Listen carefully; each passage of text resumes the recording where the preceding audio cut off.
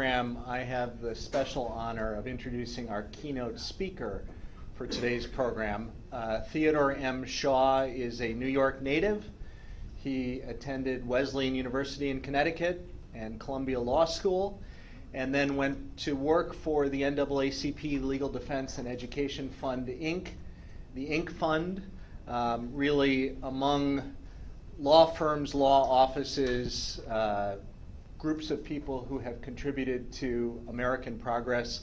I think an entity that is unparalleled. I mean, really an organization of greatness that has served the best of what this country is and works on the hardest challenges of what this country still needs to address.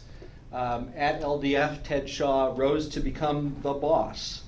This title, Director-Counsel, is really one of the very high titles in American law and American history, and he led that organization in litigation, in advocacy work, in public conscience and education building for a long time.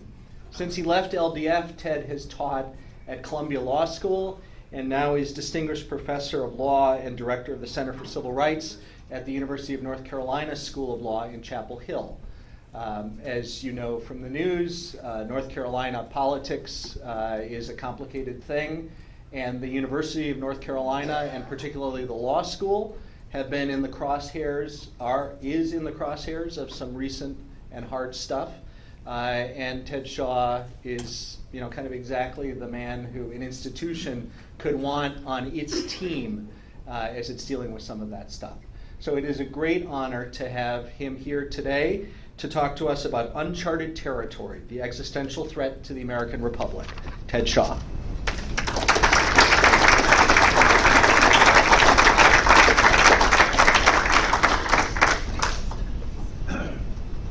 Thank you very much for that kind introduction, and it's an honor to be here. I'm the kind of person that I'm sure some of you are, and it drives my wife insane because although she's wonderful to me, but as we drive down the highways and the byways, when I see a road marker, those historical signs, I want to stop and read them.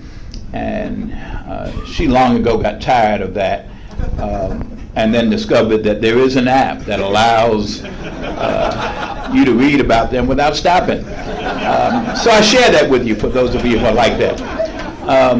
But I raise that point because I've made it a point to try to visit the places in our country that are historically significant or that were homes to people that were historically significant. My oldest son and I, a few years ago, he and I have been at odds for years, and I love my son. It isn't always easy because he's just not easy, but he's a wonderful young man, and so he and I took a trip together, ironically or perhaps not, to Gettysburg. And it's one of the places I think all Americans should go because in terms of understanding our country, both its history, its past, and even to some degree its present, it's just one of those places. So I was reflecting on that. You might be saying, why is he talking about this? Well, because obviously Justice Jackson was one of the great Americans. And I was aware of him from many years ago, even before I became a lawyer. So it's a great honor to be here. I want to open, though, by sharing something with you. Please bear with me. In my early 20s, I read William Shirer's Rise and Fall of the Third Reich. It is a massive documentation of how Hitler came to power, of the Nazi era, and how it came to its end. Hitler fed on Germany's humiliation in the aftermath of the Treaty of Versailles and promised to make the German people and their nation great and militarily strong again.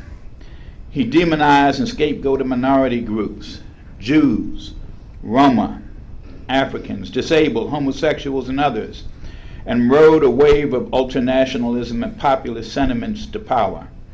In its early years, the National Socialist Party was not perceived to be a significant threat. They were a fringe group of extremists whose leader, Adolf Hitler, was a carnival barker, supported by a group of thugs. After all, Germany was a, quote, civilized, end quote, nation that, while on the losing side of the First World War, had added much to European and world culture. One of the most profound and moral questions of the 20th century was how the Nazis came to power in one of the greatest European nations, and how in our time, because it was our time, how in our time they engaged in genocide and mass murder on an unprecedented scale. To be sure, genocide and mass murder in the name of nationalism, religion, ethnic and social racial superiority remain a hallmark of the human condition. As Americans, we like to think of ourselves as immune from these threats. After all, we were on the right side of World War II, a, quote, just war, end quote. And it was true, as far as any war can be just. In any event, it was necessary.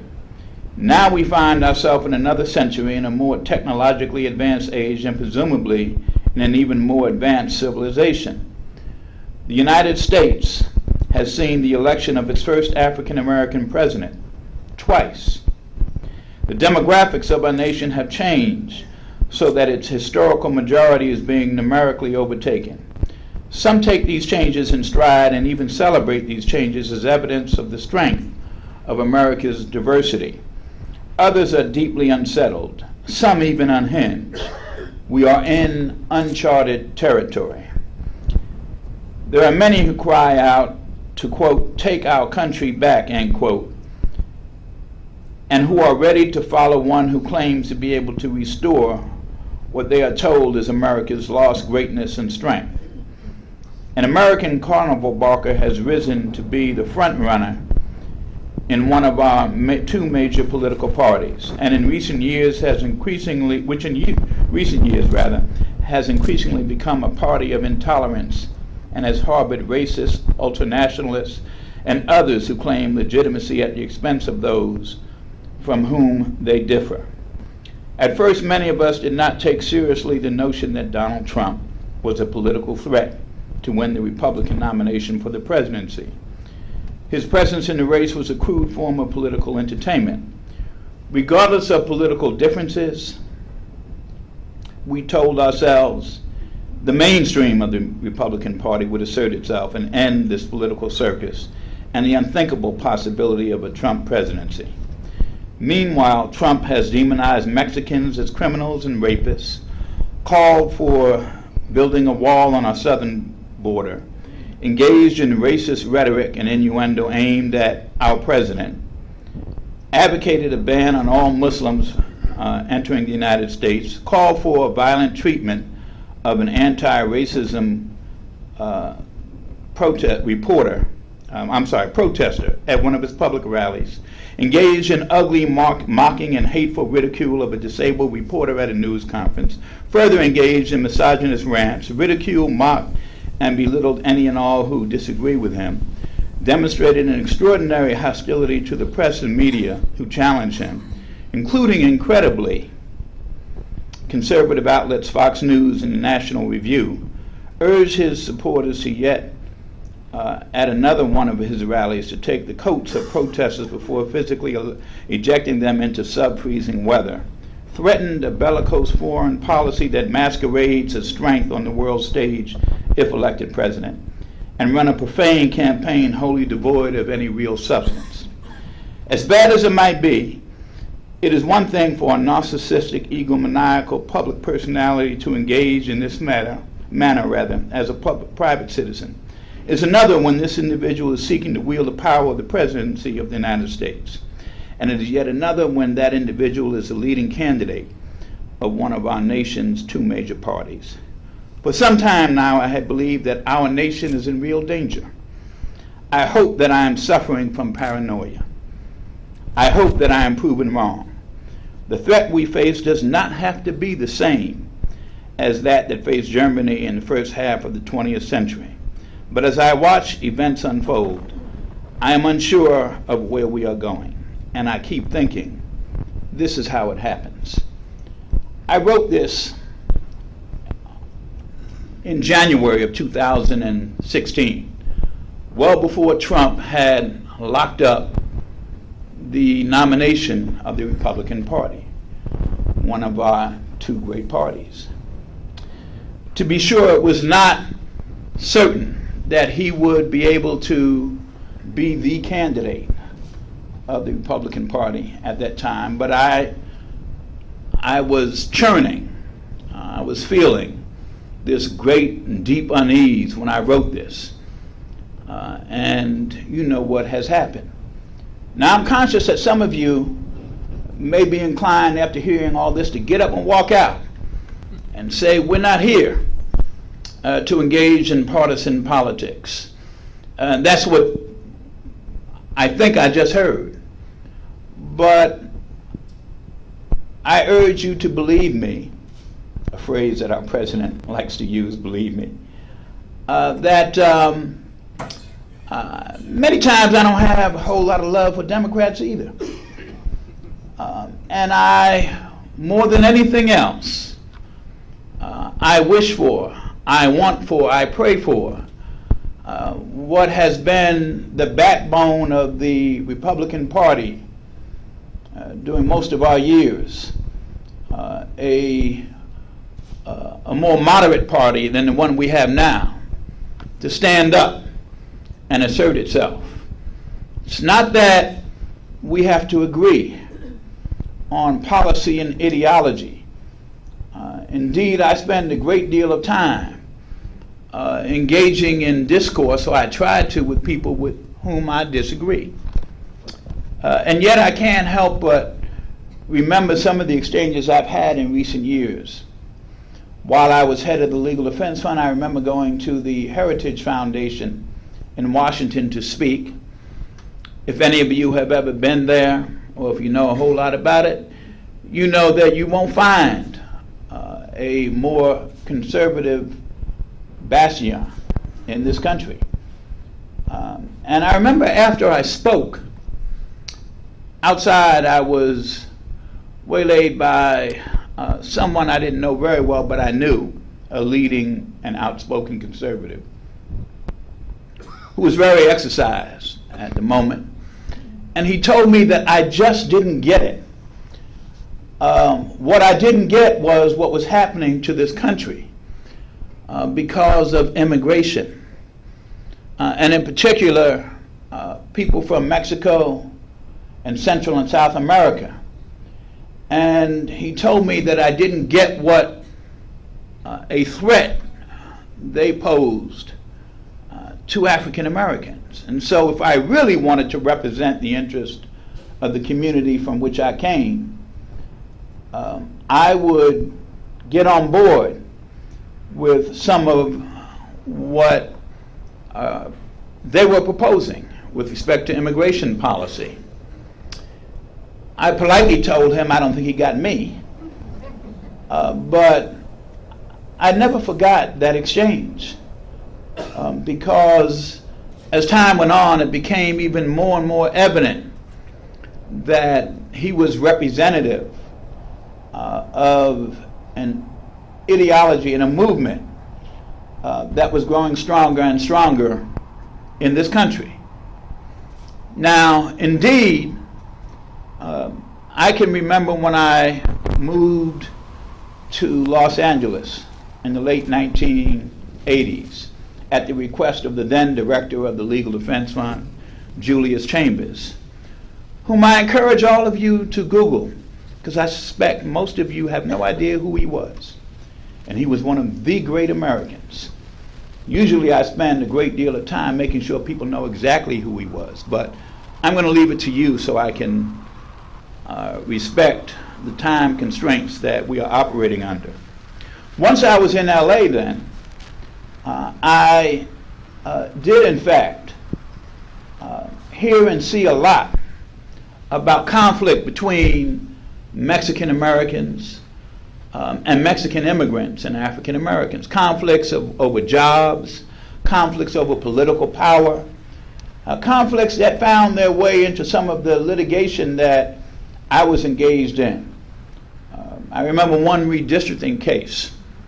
You know, we are very conscious now of redistricting, but this is back in the late 1980s, in which Mexican Americans were suing the LA County Board of Supervisors about the way districts were drawn in a way that fractured and minimized political power for Mexican Americans. And they were right, in my view, at the time to bring that lawsuit. African Americans were concerned about the impact of that lawsuit, however, on their political empowerment. And so we intervened in the lawsuit, and there were people who called the Mexican American Legal Defense Fund. The people who worked there were colleagues and friends, but they represented a different constituency. And they said, why are you cooperating with the NAACP Legal Defense Fund? This is our time. Our time. And there were people who called us at the Legal Defense Fund and said, why are you cooperating with MALDEF? They're trying to take our political power. They're taking our jobs. There was a great conflict over Martin Luther King Hospital, if any of you are familiar with LA. And who would control that hospital? Who would have the jobs there? And other conflicts there. My view was then that we have to find a way to work in a cooperative fashion, to respect both of these communities, and in fact all of the communities in the LA area. But I would be dishonest if I didn't tell you that those conflicts were real. And many African Americans watched as Mexican Americans and Latinos grew to be the largest group of any racial minority in this country, and were uneasy about it. Felt like they were being forgotten, and their issues were being forgotten. And I would be dishonest with you if I told you that that is not still in the minds of many or some in the African American community. It is.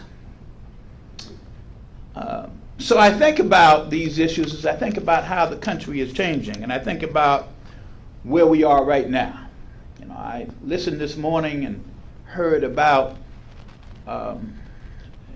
the immigrant experience in this country, and how many people came to the United States through New York and that great island as part of the history and the culture, I think, of the American story.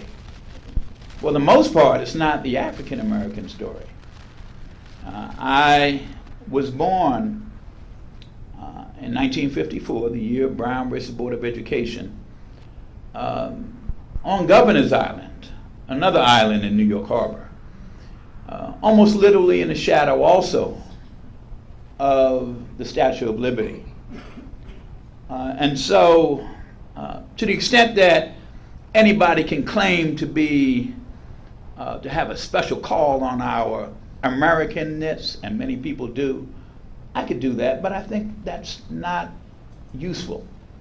And I think it's not accurate, actually, and I'll have a few more words to say about that. But that's part of my story. I grew up in the shadow, as some of you did, of World War II, those of you who weren't alive at the time, or those of you who were too young to remember. But of course, World War II had a great call on our culture, the books, the stories, the movies, etc. And so I grew up reading about World War II. That's how I first heard of Justice Jackson. That's how I know these stories, these tragic stories, and who these individuals were, the monstrous deeds that they perpetrated. But I was shaped by the Civil Rights Movement of the 1960s. I grew up in Harlem and the Bronx, and I could talk more about what that experience was, but it wasn't the Ellis Island experience. I remember my older daughter came home from school one day and had an assignment, and the assignment was to write about your parents and their immigrant experience, or your grandparents. She couldn't write that story, and I had to explain to her why that was presumptuous, although I'm sure not ill-intentioned, of those who gave out that assignment. That wasn't our story. So it's a different experience. I'm conscious of the fact that in 2 years, we will commemorate, although I haven't heard a word about it yet, other than when I talk about it, so I've heard myself. We will commemorate the 400th anniversary of the arrival of African Americans in Jamestown. 400 years. Now, I remember a few years ago when the country in 2007 commemorated the 400th anniversary of the Jamestown colony. Virginia had special license plates. Colonial Williamsburg had a year full of activities. They invited the then president, Bush 43, to come and speak. There were a year's worth of symposia. I was in one of the closing ones. It was a great honor to be invited to do that. Even the Queen came over to check on her former colony. People were excited about that. I guess anybody who could trace themselves or their families back to the Jamestown colony would be bursting with pride, but they would, with all due respect and almost all certainty, be dishonest, because the colony didn't survive. They don't know what happened to those folks. But the point is that we found collectively that that was something worth celebrating as a country. It meant something to us. Nobody said that was so long ago it's no longer relevant. People were invested in it one way or another. When it comes to the issue of slavery, it was too long ago, not relevant. Why spend time talking about it? It's almost like, for those of you who are of my generation or a little older, one of my favorite movies in my youth, I was in college, because I'm really a sap, and so it was The Way We Were. I hear that song and tears come to my eyes. But there's a line in it that says, "What's too painful to remember, we simply choose to forget." That's our story when it comes to the issues of slavery and race. Bear with me for a moment, because I can't talk about the experience of immigrants coming to this country without talking about this experience. It leaves out too much. So bear with me. I want you to think about this. We're in 2017, 398 years after the arrival of the first Africans in Jamestown. And if we think about 398 years and think about how long law, that great thing that we celebrate here, the rule of law, law subordinated those of African descent in what's now the United States.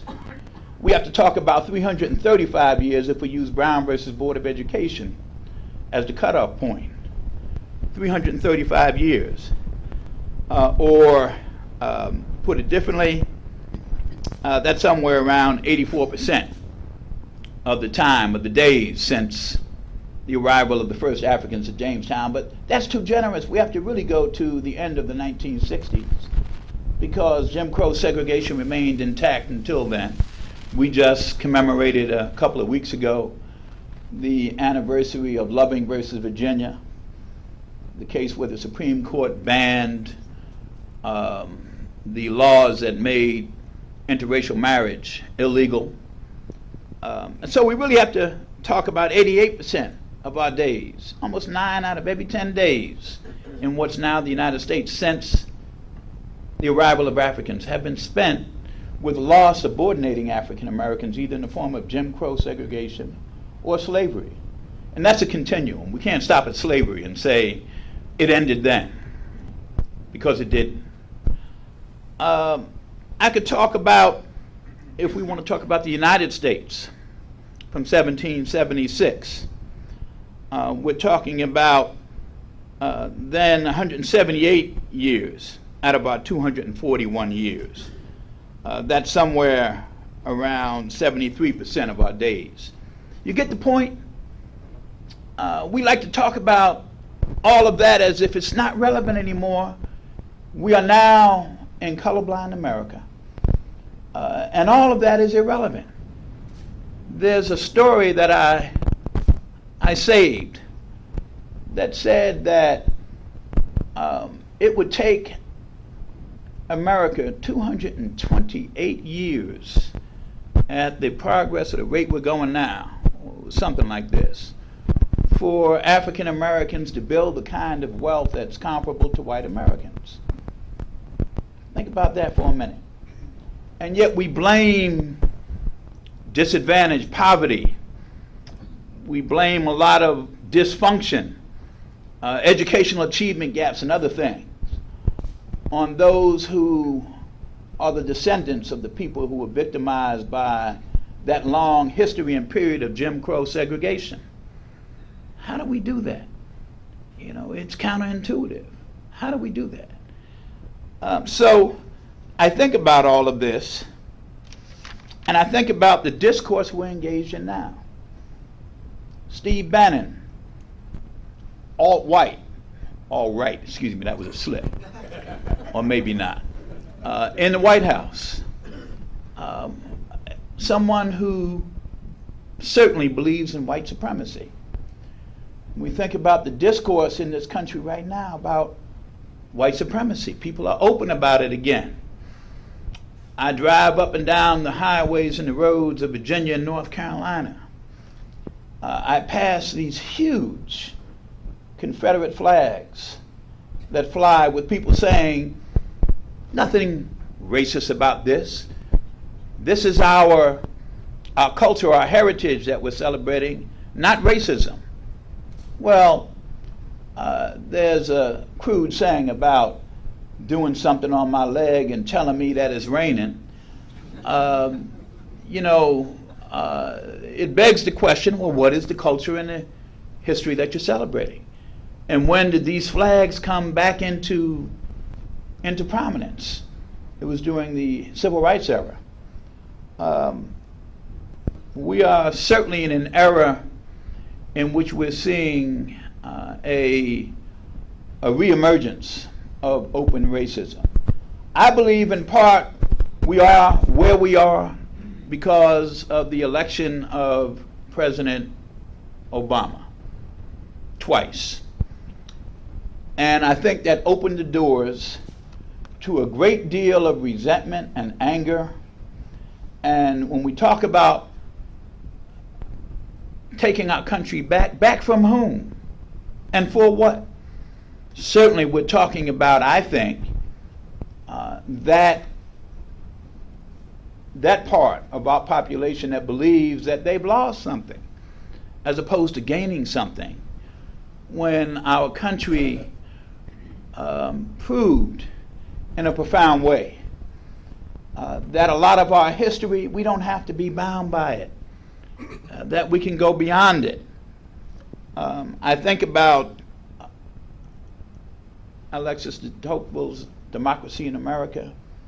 If you read that in high school or in college, you know, and it's still quoted, it's still cited as one of the great works of American history and political science. Tocqueville said that he doubted that it would ever be possible for the three races as he saw them, white people, black people, and Americans who were Native Americans, to live in peace.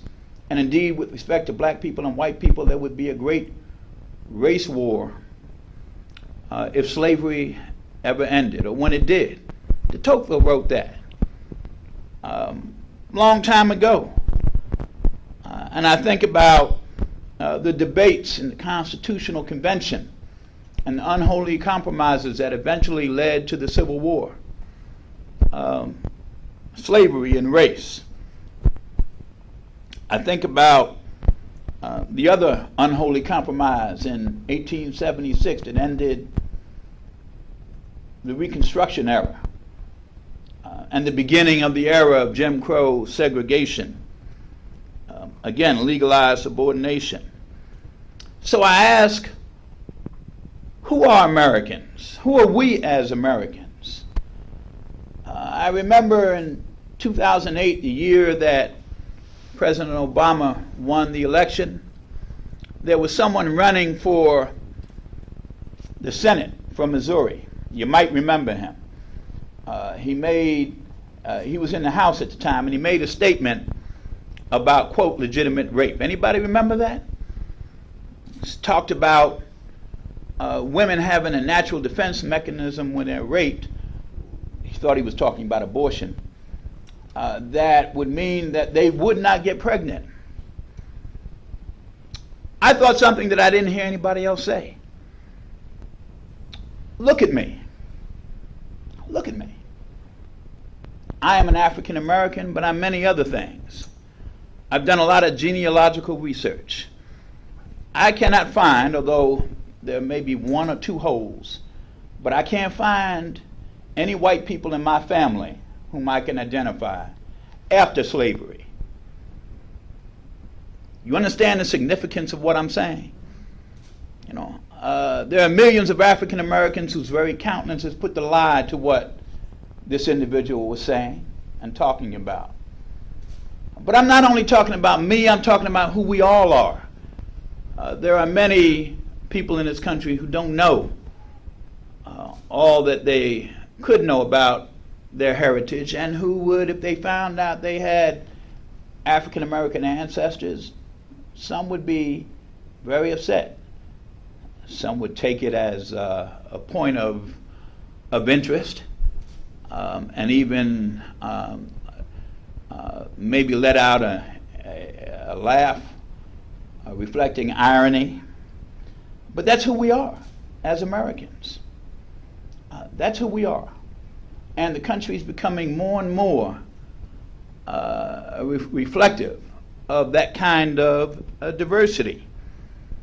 Why do I talk about all of this? Because a lot of what we see as reflected in the ideology and the policy of those in power right now is in reaction to the changing demographics of America. This country will not remain, one way or another, with all due respect, majority white. It isn't going to happen. A lot of people can't take that, but either they will pass on, and somebody who is their descendants will accept it, or they just will live in denial. I think about where we are, and I do think that this administration, this president, reflects an existential challenge, a threat to the safety of our country, for a whole lot of reasons. Because he does have alt-right people in his White House. He does appear to me to be somebody who reflects some of the isms, whether we're talking about his misogyny, his racism, his Islamophobia. I could go on and on. But I don't believe that in time that his agenda is going to prevail if this republic is going to survive. That's a big if, because we are threatened by other things. The threat with respect to the divisions in this country, in economic status. I'm looking at this health care bill, and I understand the wealth transference that's going on with this agenda. That's an existential threat to our country right now. We have a president who doesn't understand on a fourth grade level how our country operates. that he has to deal with Congress. I mean, he's learning the hard way, but he doesn't understand the basics of how democracy operates. It's someone who's never had to answer to anyone before, and doesn't understand that we have a tripartite government and a balance of power and a Supreme Court and courts that have a constitutional obligation, or the obligation to enforce the Constitution. Robert Jackson, of course, knew that. I stopped and I read the quote in the stone block engraved from one of his opinions. If you haven't read it, you haven't seen it, on the way out, it's worth a look. You know, he talks about how the right to freedom of speech, freedom of religion, how those freedoms, they don't depend on elections. You know, no election can determine that. Many Americans don't quite get that these days. And so, yes, we're in uncharted territories. I can't tell you where we're going as a country. I do fear for our country right now, given the politics of our time. But I long ago began to view hope not as something that comes serendipitously. There are all kinds of reasons to despair right now. The threat that exists with respect to our republic and our democracy not only threatens the United States, but it's a threat to the world right now. And of course, there are enough things going on all around the world that are not American generated that make me uneasy. But I view hope as a choice. Even in the face of the most powerful reasons to despair, despair is not a viable choice. I think we have to choose hope and then work to make what we hope for real. I don't think that's mush. I don't think it's naive. I think that's the American way. Unlike some people, I claim Americanness.